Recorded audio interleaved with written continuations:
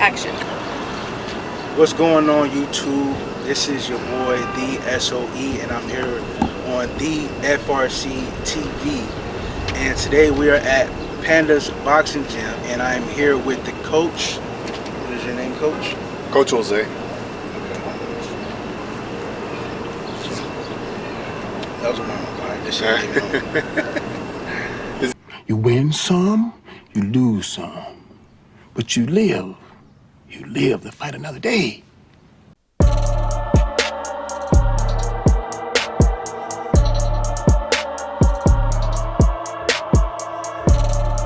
You win some, you lose some. But you live to fight another day.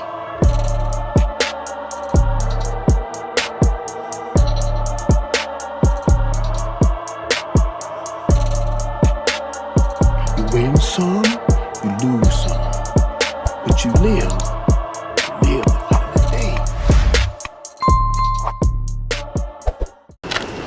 What's going on YouTube? This is your boy The SOE and I'm here on the FRC TV.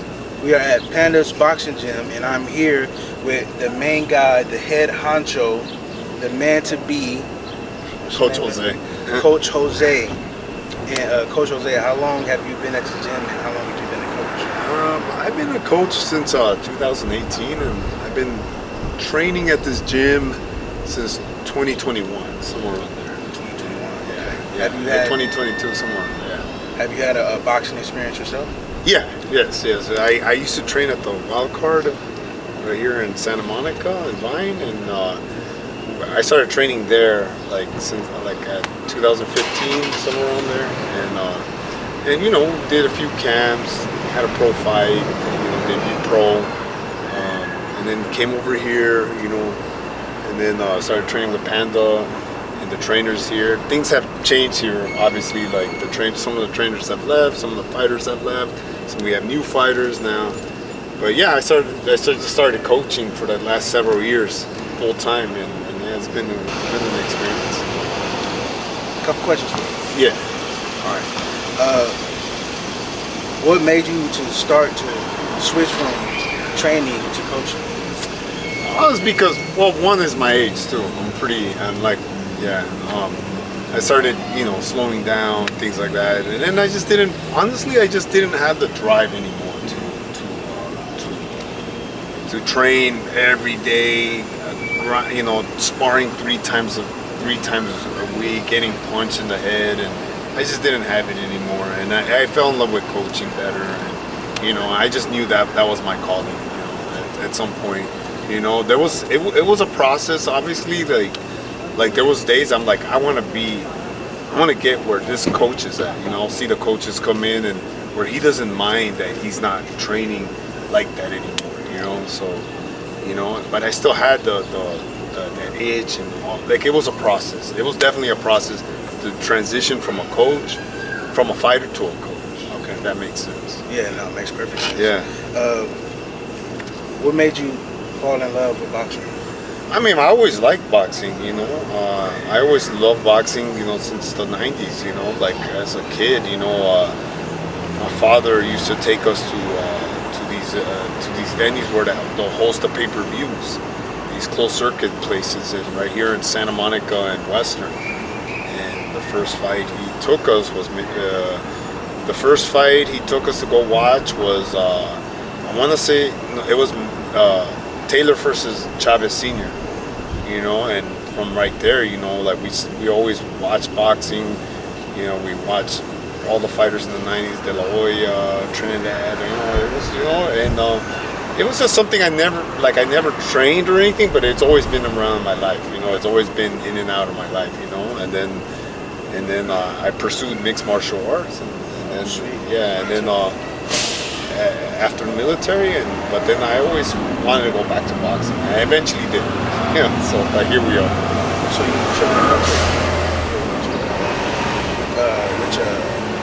trained which branch? Yeah, which branch? Oh, I was in the Army. Yeah. Cool. Yeah. How many years? I was 5.5. Yeah, Nice. 5 and 8 Okay, months, cool, something man. like that. Appreciate your service, man. Yeah, thank you. Okay. So as a coach, man, you got a lot of kids. under your arm, under your roof. What do you feel like? What type of blessing does coaching bring you?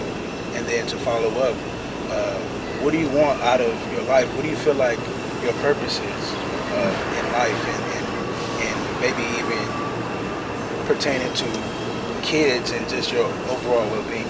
Yeah, I think it's just about serving the community, man. At the end, that's my motivation. It's not really so much like I don't want to sound like I'm throwing jabs at other people or nothing, or like other coaches. You know, it's just some coaches, they have their priorities.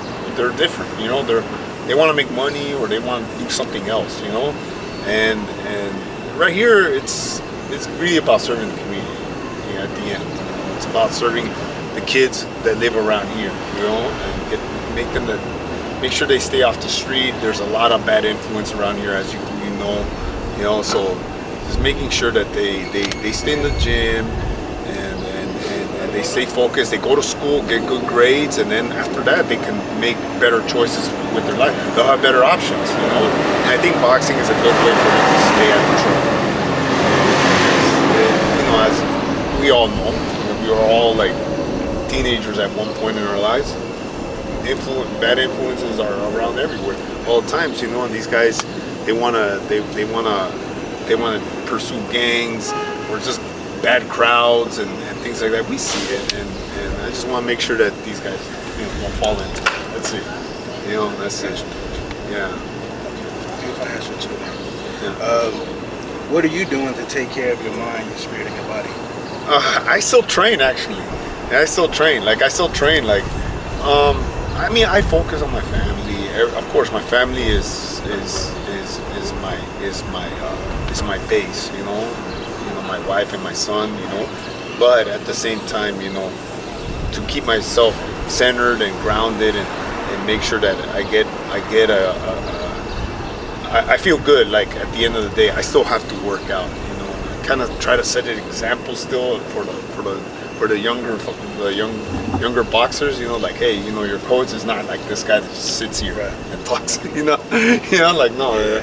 So I go run. Sometimes I go run with them. I take them out running, and then we come back. We hit the bag, and I show them little things and show them things that they can do, and you know. But that's how I maintain. You know, I don't get out of shape. You know. I got you. Yeah. Okay. Cool. All right, here we go. Look, you training, you working out, you doing your thing. Real quick, top 3 songs you playing, top 3 artists. Oh. That get you going. You know what, man? I don't play music. You don't play music? No, everybody will tell you. Straight mental. Yeah, everybody will tell you here, like, yeah, coach never plays music. He never touches the karaoke box. He never touches it. He never connects with, you know. Self-motivation. Yeah. You come in, like I said, like I never really needed music. Once in a while we'll play some, you know, like some songs, but I don't need it, man. I don't need it, to be honest. I don't need music to train. For sure. Yeah. All right. LA is really crazy right now. Yeah. With the ice raids and stuff like that. Yes, sir. How do you feel about what's going on? Well, you know, I think it's unfortunate. You know, it's unfortunate for a lot of Latinos to come to this country, work, and you know, they just want to make a living. For the most part, you know, obviously there's bad apples in every group. You know, we know that. You know, but the most part, you know, undocumented immigrants, you know, they're just here to work. You know, they just want to work. We have some of them are scared. You know, some of the boys that train in the afternoon, they text me the last few weeks like, hey, I'm gonna stay low because their parents are undocumented. They were born here, but their parents are. You know, and you're talking about 16-year-old kids. You know, 15-year-old kids. You know, they're still minors. You know what I mean? So they have a certain level of fear, you know, that they don't know if their parents, if they go to work, they're gonna come back. you know. So obviously it's an unrest time. I just ask the community to stay grounded. Don't burn down your city, please. That doesn't help nobody. It doesn't help us. It doesn't help anybody. You know, please don't feed into the riots. Protest, demonstrate, express your First Amendment, and that's it. Keep it peaceful, because we're not going to get anywhere by raiding, looting somebody's small business. You know, we're not going to. We're gonna lose. We're sinking each other we're digging a bigger hole. You know, And they just gonna be watching us from up above. Man. yeah, exactly. It's just, you know, one thing I could tell our community, you know, this game is not checkers, it's chess. Okay, so just please, just be careful. Okay, you're doing somebody else's work. Thank you, Coach, for that. Last question, man. If you had the opportunity to speak, if millions of people were in front of you right now, what words of wisdom would you give them? Real quick. Short and sweet. Short and sweet, man. Oh, you got me, man. You got some good questions. You got some good questions, man. I let you look over it. Hey, just stay, you know, stay ready. Stay ready. Always prepare yourself for any adversity in life, because life is not easy. It's not easy at all. Like whether you're born in a position of privilege, or you're born in the bottom of the barrel. You know, it's gonna be hard. At some point, life is gonna hit you. It's gonna hit you. It's just gonna. It doesn't matter if you're born rich and privileged and whatever. You know, it's gonna hit you. At some point, you're gonna have to grow up. You're gonna have to grow up, and you're gonna have to face challenges. You're gonna have to, you know, and just always understand that. You're not always gonna. Life is not always gonna be it's gonna be comfortable for you, you know. So I think as you see it, you know, you see rich people all the times and their kids. You know, kids are all jacked up, and you know, because they can't handle life. They can't handle adulthood because they never had to struggle in their life. You know. So it in some sort of way, life is gonna test you. It doesn't matter what your background is. That's what I'm trying to say. Thank you, man. You hear it here first.